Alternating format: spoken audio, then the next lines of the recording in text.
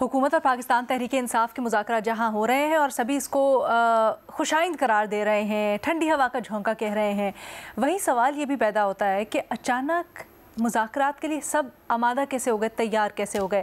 اب مختلف ورژنز آ رہے ہیں اس کے۔ پاکستان تحریک انصاف والے کچھ کہتے ہیں، جیسے صدر عارف الوی کا بیان لے لیں، وہ یہ سمجھتے ہیں کہ جن بیرونی آقاؤں کی بنیاد پر رجیم چینج کیا، انہی آقاؤں نے ان کی آکسیجن یعنی حکومت کی آکسیجن کمزور کر دی ہے۔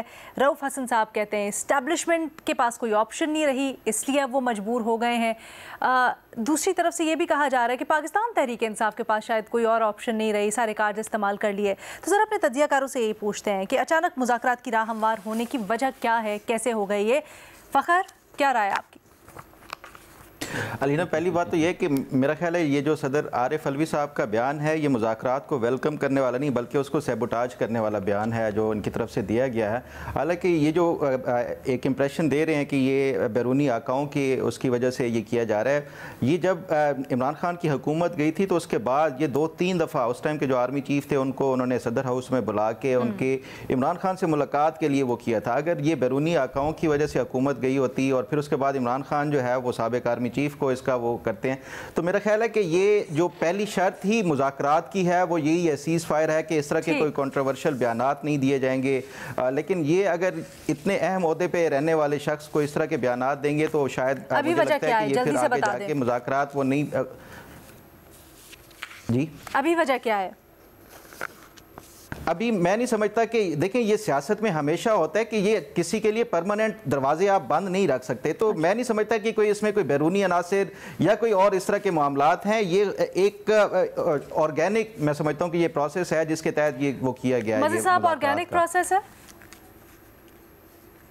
نہیں، دیکھیں یہ ایکسپیکٹڈ تھا۔ 26 نومبر واز دا فائنل کال، یہی تھا نا کہ وہ فائنل کال تھی۔ اب اس کے بعد دوسری ایک کال آئی سول نافرمانی کی، بیچ میں لگا کہ وہ گورنمنٹ نے ایک ایکسٹریم پوزیشن لے کر اس 26 نومبر کو، اور اس کے بعد انہوں نے جب پی ٹی آئی کی طرف سے یہ چیزیں آئیں، پہلے گورنمنٹ کہتی تھی آئیں بات چیت کریں وہ کریں، لیکن دونوں طرف سے شروع سے سنجیدگی نہیں تھی اس چیز میں۔ جو بریک تھرو آیا ہے وہ بیسکلی جب مولانا فضل الرحمان بھی بہت زیادہ ایکٹیو نظر آئے ہمیں، بعض ایک سچویشن تو ایسی رہی کہ تمام جماعتوں کا رخ ہی صرف مولانا کے گھر کے گرد رہا، اور اسی میں یہ ونڈو آف اپارچونٹی وہ کی کہ جی بات چیت تو کریں۔ اور پی ٹی آئی کے اندر بھی یہ تھنکنگ ڈیولپ ہوئی کہ بھائی ہم نے ایک انتہا تک پہنچ کے دیکھ لیا۔ تو سر کہیں نہ کہیں یہ تو پی ٹی آئی کی مجبوری نہ بن گئی پھر مذاکرات؟ دیکھیں مجبوری دونوں کی ہوتی ہے اور مجبوری تیسرے فریق کی بھی ہوتی ہے، مجبوریوں کی بنا پہ ہی چیزیں ہوتی ہیں۔ کیا یہ مذاکرات کامیاب ہو پائیں گے؟ اب جیسے ابھی فخر کہہ رہے تھے، اب عارف الوی صاحب، یہ ایک سوال ہے سر، یہ ایک سوال ہے، معذرت ہمارے پاس ٹائم بڑا کم ہے اس لیے میں جلدی سے آگے لے جاؤں گی کیونکہ آنے والے دنوں میں بھی ڈسکشن کریں گے ہم یہ کہ مذاکرات سے متعلق کامیاب ہے یا نہیں ہے۔ بھٹی صاحب آپ بتائیے گا سر، آپ کو وجہ کیا لگتی ہے؟ کیا پی ٹی آئی کی مجبوری یا حکومت کی مجبوری یا تیسرے فریق کی مجبوری؟ ایک تو ان مجبوریوں سے اللہ کے نام پہ آپ باہر نکلیں، بس کریں اس کو، کسی کو نہ نیچا دکھائیں نہ اوپر والا دکھائیں، کسی کی مجبوری نہیں ہے، ملک کی مجبوری ہے۔ نمبر 1 امریکہ فیکٹر ہے، بیرونی دباؤ بھی ہے، فریقین کی مثبت سوچ بھی ہے، اور تمام فریقین نے سب کچھ کر کے دیکھ لیا، لیکن اس کے باوجود اب اگر یعنی نہ پی ٹی آئی ختم ہو سکی نہ حکومت گر سکی، تو لہٰذا اب ایک اچھی سوچ ہے اس کی طرف بڑھ رہے ہیں۔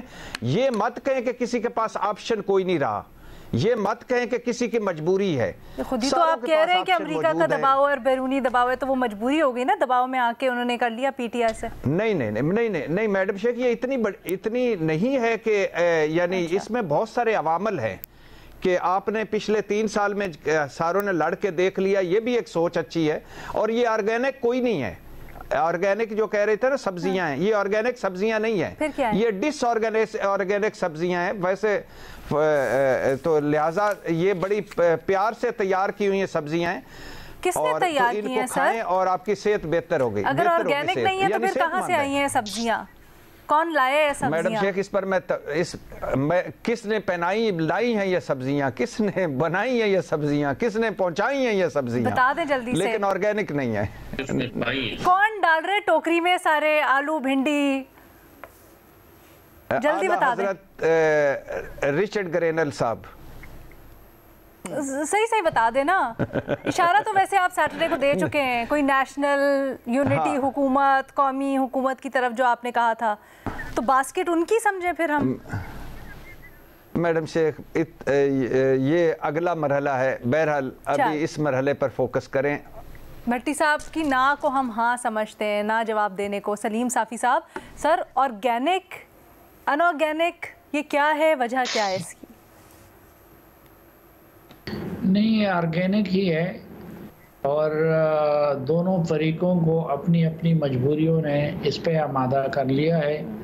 एक फरीक ने भी अपने वक्ती तौर पर तमाम कार्ड्स आजमा लिए और दूसरे फरीक ने भी आजमा लिए, और उसका कुछ उनको फ़ायदा नज़र नहीं आया, तो इसलिए वो मजबूरन बैठ गए हैं। और ऑर्गेनिक और ना ऑर्गेनिक का मैं ये तो नहीं समझता कि किसी बैरून मुल्क के दबाव पे ये मुज़ाकरात हो रहे हैं। अलबत्ता मुल्क के अंदर हो सकता है कि किसी मुक़्तदिर क़ुव्वत के कहने पे ये मुज़ाकरात हो रहे हों। अगर इसकी तरफ इशारा है ऑर्गेनिक और नॉन ऑर्गेनिक का, तो बाकी मैं तो समझता हूँ कि दोनों की अपनी अपनी मजबूरियाँ हैं जिसने उनको आपस में बैठने पे मजबूर कर दिया है। ठीक है जी।